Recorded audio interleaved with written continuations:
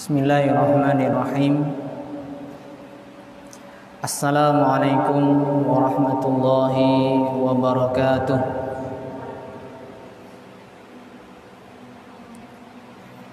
Innal hamdalillah nahmaduhu wa nasta'inuhu wa nastaghfiruh wa na'udzu billahi min shururi anfusina wa min sayyiati a'malina. Man yahdihillahu fala mudilla lahu wa man yudlilhu fala hadiya lahu. Asyhadu an la ilaha illallah wahdahu la syarika lahu wa asyhadu anna Muhammadan abduhu wa rasuluh.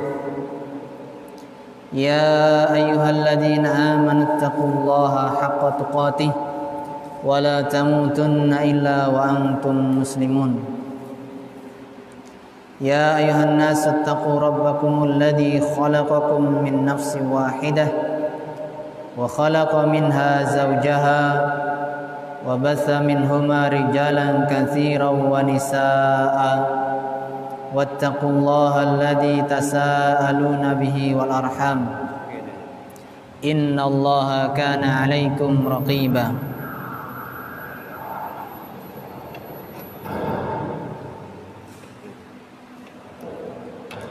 يا أيها الذين آمنوا اتقوا الله وقولوا قولا سديدا يصلح لكم أعمالكم ويغفر لكم ذنوبكم ومن يطع الله ورسوله فقد فاز فوزا عظيما.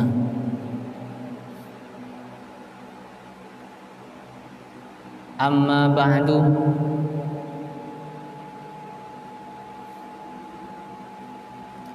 فإن أصدق الحديث كتاب الله وخير الهدى هدى محمد صلى الله عليه وسلم وشر الأمور محدثاتها فإن كل محدثات بدعة وكل بدعة ضلالة وكل ضلالة في النار.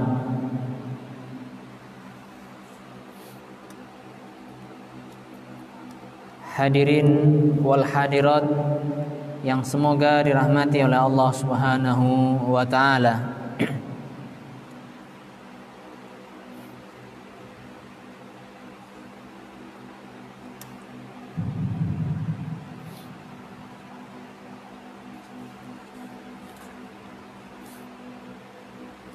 Marilah kita senantiasa meningkatkan ketakwaan kita kepada Allah Subhanahu wa taala dengan menjalankan perintah-perintahnya dan menjauhi segala larangan-larangannya.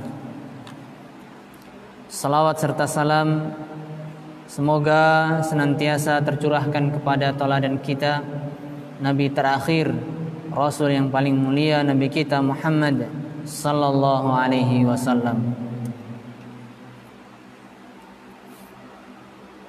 Hadirin wal hadirat rahimani Allah wa iyyakum jami'an. Kita lanjutkan pembahasan kita masih tentang hak suami yang wajib ditunaikan oleh seorang istri. Sudah disampaikan beberapa hak-hak suami yang wajib ditunaikan oleh seorang istri, dan tersisa beberapa hak suami, yaitu kata Syekh, min haqqiz zawj ala zawjatihi an tahfadha 'irdahu bi hifdhi nafsiha wa an tahfadha 'irdahu fi nafsihi wa la tu'arridahu lil fitan. Yaitu diantara hak suami yang harus dikerjakan, yang harus ditunaikan oleh seorang istri adalah seorang istri menjaga kehormatan suaminya dengan cara menjaga dirinya. Dengan seorang istri menjaga dirinya, menjaga kesuciannya, itu adalah bentuk dia menjaga kehormatan suaminya.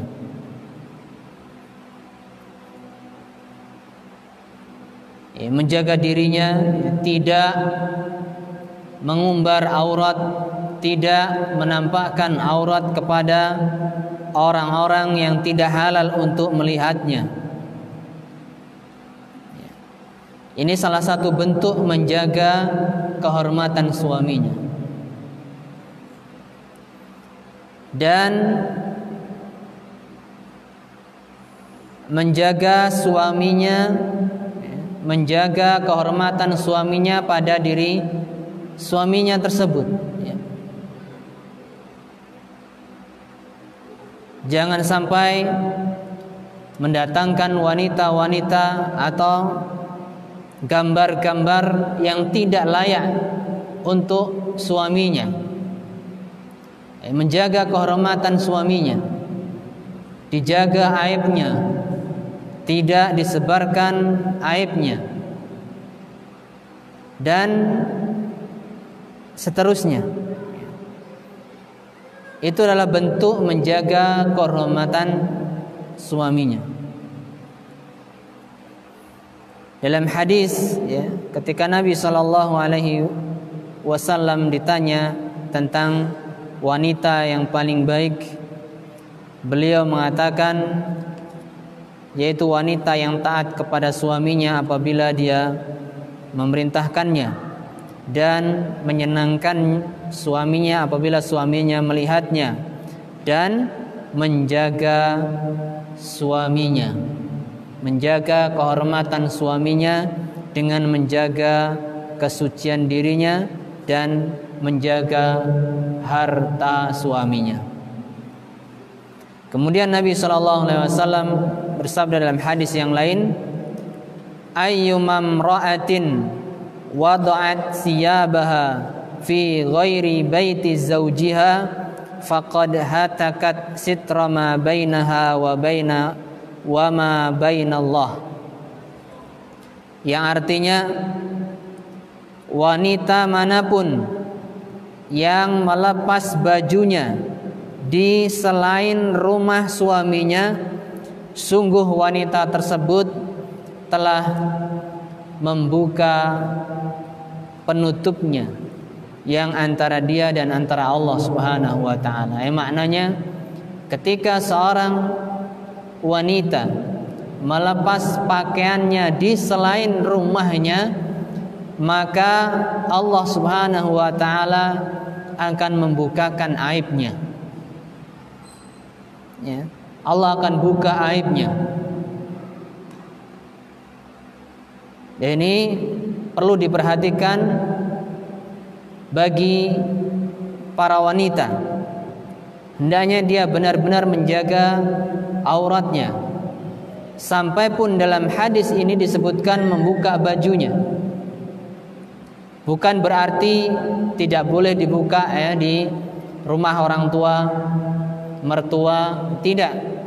Hadis ini secara zahir memang iya. Zahir hadis ini larangan seorang istri, seorang wanita membuka bajunya, melepas bajunya di selain rumah suaminya. Tapi makna zahir ini tidak diinginkan. Yang diinginkan adalah bahwasanya dilarang melepas pakaian yang di sana dikhawatirkan ada laki-laki yang tidak halal melihat auratnya dimanapun, baik di rumah mertuanya, di rumah orang tuanya, di tetangganya, atau yang lainnya. Ini semuanya disebutkan oleh Nabi SAW dalam rangka menjaga kehormatan suaminya. Hadis ini juga umum, Hadis ini berkaitan dengan asbabul wurud, sebab turunnya. Sebab munculnya hadis ini adalah ketika seorang wanita ada yang mandi di pemandian umum, di hammam, yang mana di sana kemungkinan ada orang-orang selain wanita atau orang-orang yang tidak halal melihat auratnya bisa melihat di sana. Maka di sini juga berkaitan dengan pergi ke tempat-tempat salon atau yang lainnya, yang di sana dikhawatirkan aurat terbuka dan ada laki-laki lain yang tidak halal bagi dia dan melihat auratnya. Apabila dikhawatirkan hal tersebut terjadi, maka haram untuk melepas pakaiannya, melepas jilbabnya, melepas penutup auratnya, ya. Maka ketika seorang hendak pergi untuk mempercantik dirinya ke salon atau ke tempat-tempat yang lain yang ingin di situ untuk mempercantik diri, maka carilah yang khusus, ya. Carilah yang khusus. Cari yang tertutup, yang di situ hanya khusus wanita. Yang terbuka hanya mungkin kepala, mungkin lengan atau betis, tidak lebih dari itu. Yaitu batas-batas aurat yang hanya dibolehkan oleh syariat sesama jenis, perempuan dan perempuan, ya. Adapun lebih dari itu maka tidak boleh tanpa ada hajah, tanpa ada hajah kebutuhan, ya. Sehingga untuk ke salon, mungkin untuk mempercantik diri, selagi itu tertutup dan aman dari fitnah, aman dari pandangan laki-laki lain, maka diperbolehkan oleh para ulama dan tidak termasuk dalam hadis ini. Hadis ini tidak secara zahirnya. Hadis ini berkaitan dengan maknanya. Demikian yang diterangkan oleh para ulama dan yang diterangkan oleh Syekh Muhammad bin Shalih Al-Utsaimin. Beliau juga mengatakan seandainya hadis ini sahih, maknanya pun tidak secara zahirnya.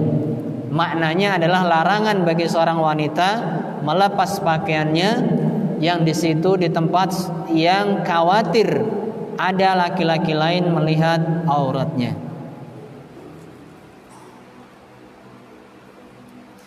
Itu semuanya disebutkan dalam syariat ini dilarang, ya, karena dalam rangka menjaga kehormatan suaminya.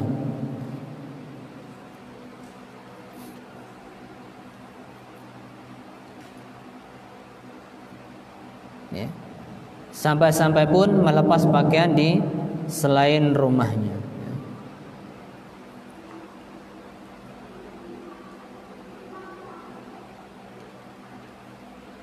Kalau pergi, ya, harus izin suami.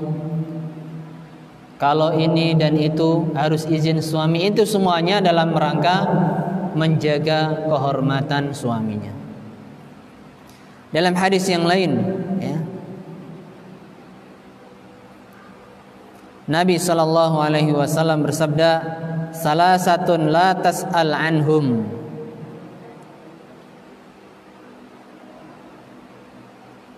La tus'al anhum. Ada 3 golongan yang pada hari kiamat tidak akan ditanya. Fa inna ma'alahum 'azimun wa dhanbahum kabirun. Sungguhnya dosanya adalah dosa yang sangat besar. Rajulun faraqal jamaah wa 'asa imamah famata asiyan. Itu seorang yang memisahkan dari jamaah dan mendurhakai pemimpinnya, kemudian dia mati dalam keadaan maksiat, yaitu seorang yang memberontak kepada pemimpin yang sah. Wa abdun abaqa min sayyidihi. Itu seorang hamba sahaya yang lari kabur dari tuannya. Wa imra'atun ghaba anha zawjiha. Yang ketiga, seorang perempuan yang suaminya tidak ada. Wa kafaha ma'unatad dunya, dan wanita tersebut sudah dicukupkan kebutuhan dunianya. Kebutuhan duniawinya sudah tercukupi. Fatabarrajat wa tamarrajat ba'dahu. Kemudian wanita tersebut tabarruj, yaitu bersolek, berpenampilan cantik, menampakkan perhiasannya, menampakkan auratnya setelah suaminya nggak ada. Setelah suaminya pergi mencari maisha demi kebutuhannya, tapi dia di rumah bersolek, ya, menampakkan auratnya kepada laki-laki lain. Ini kejahatan. Ini tidak menjaga kehormatan suaminya, dan pantas dia mendapatkan ancaman yang besar, dosa yang besar. Ya, suaminya pergi ke sana ke sini mencari nafkah demi istrinya, akan tetapi istrinya di rumah malah bersolek, mempercantik diri, kemudian mengumbar auratnya dan mempertontonkan keindahannya, perhiasannya kepada orang-orang yang tidak halal.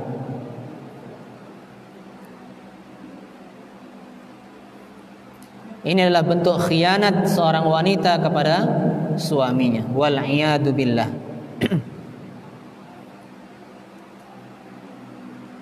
Kemudian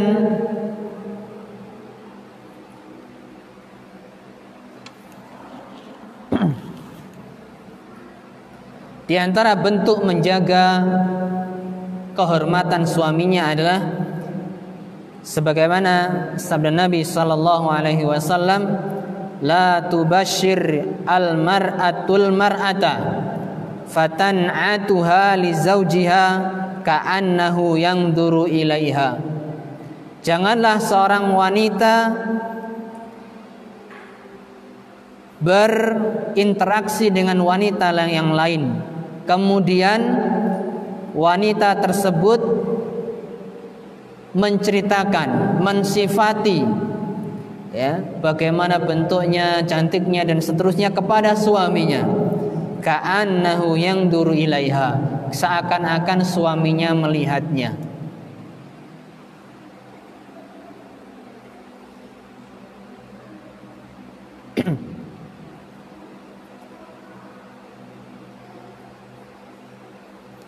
Dalam hadis ini hanya menceritakan, mensifati si fulanah, rambutnya ini mungkin putih dan seterusnya.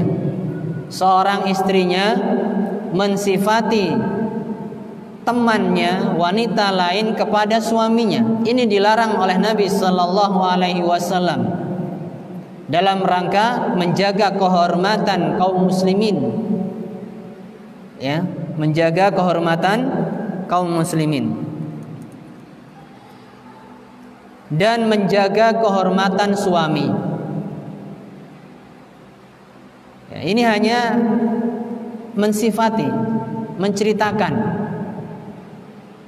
Bagaimana dengan seorang istri yang dia memfoto temannya kemudian dikasihkan ke suaminya? Memfoto ini kemudian dikasihkan ke suaminya.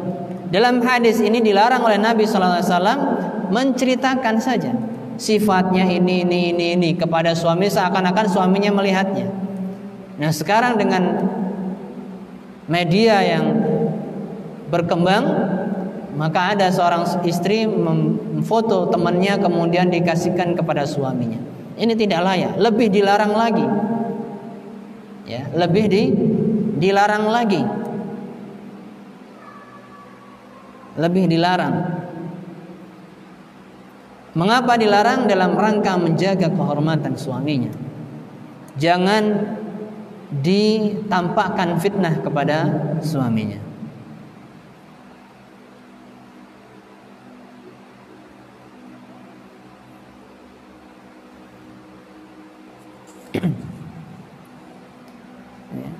La haula wala quwwata illa billah.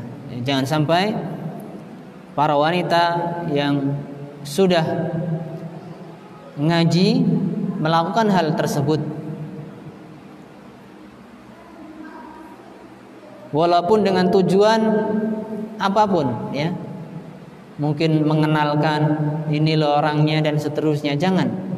Dilarang oleh Nabi sallallahu alaihi wasallam. Nanti kalau suaminya kepencut, nah baru ya. Baru sedih.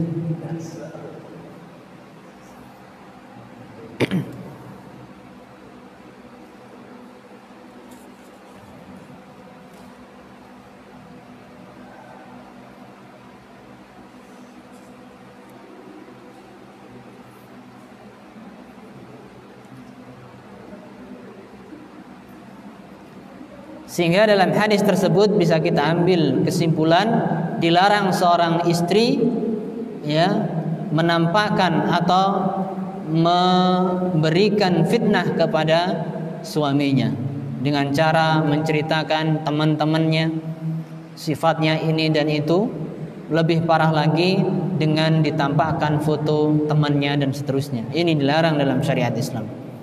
La tubashir al-mar'ata fatan'atuha lizawjiha ka'annahu yanzuru ilaiha. Dilarang oleh Nabi sallallahu alaihi wasallam. Janganlah seorang wanita berinteraksi dengan wanita yang lain kemudian dia memberikan mensifatinya kepada suaminya seakan-akan suaminya melihatnya.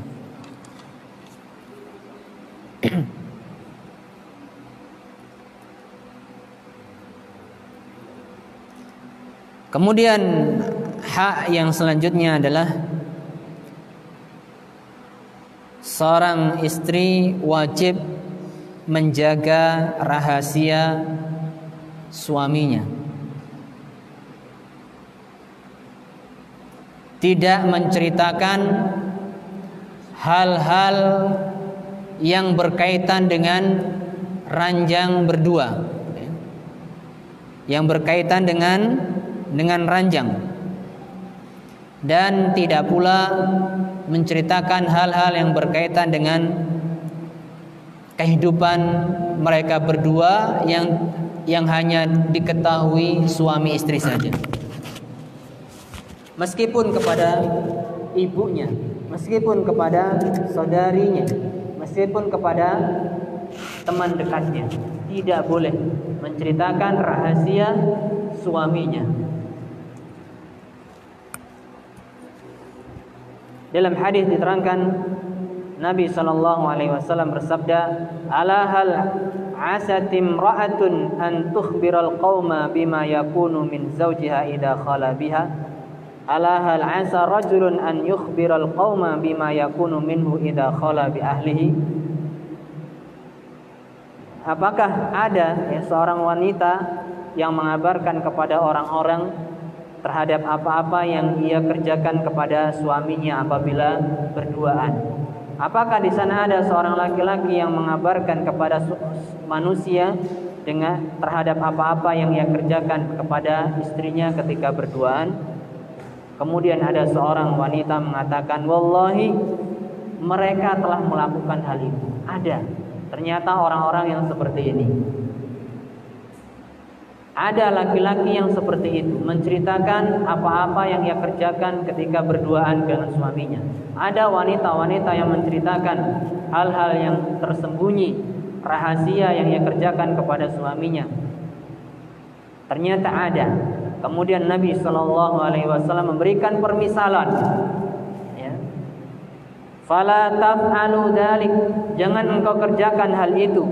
Jangan engkau ceritakan rahasia-rahasia itu. Afala unabbiukum ma masalul dzalik. Maukah kalian aku kabarkan permisalan hal itu? Masalu syaitanun ata syaitanah bit tariq fawaqa biha wan nasu yang durun.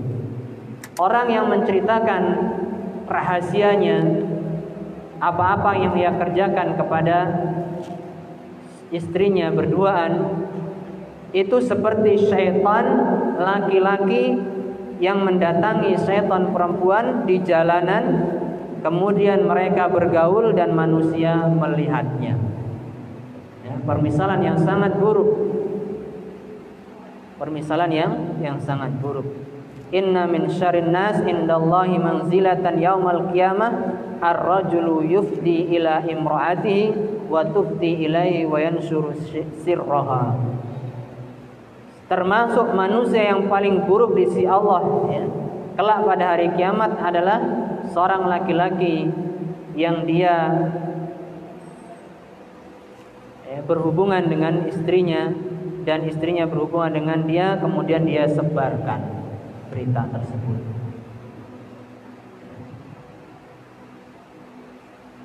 Sebagian ulama menerangkan walaupun sampai hanya mengatakan tadi malam umpamanya saya ini dan itu, walaupun hanya seperti itu juga dilarang dalam syariat. Apalagi lebih dari itu ya, apalagi lebih dari itu. Nah, ini larangan yang sangat keras sekali dari Nabi SAW. Bahkan dimisalkan seperti syaitan laki-laki mendatangi syaitan perempuan, kemudian berbuat di jalanan dan mereka manusia melihatnya. Na'udzubillahi min dzalik. Kemudian hak yang berikutnya adalah seorang istri wajib menjaga rumah suaminya. Menjaga dari apa? Menjaga dari orang-orang yang tidak diinginkan oleh seorang suami untuk masuk ke rumah. Sehingga tidak boleh mengizinkan orang-orang yang suaminya tidak suka untuk masuk ke rumahnya. Sehingga seorang istri juga harus tahu mana orang-orang yang tidak suka masuk ke rumahnya. Ini hak suami yang wajib ditunaikan oleh seorang istri.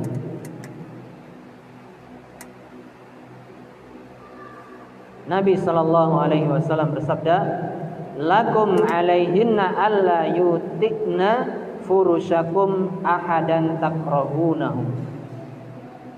Hak kalian yang wajib dikerjakan oleh para istri adalah seorang istri tidak mengizinkan rumahnya orang yang kalian tidak sukai.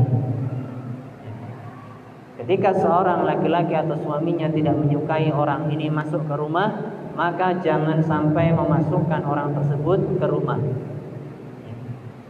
Mungkin suami lebih tahu orang ini akan merusak rumah tangga, orang ini tidak baik dan seterusnya. Hendaknya taati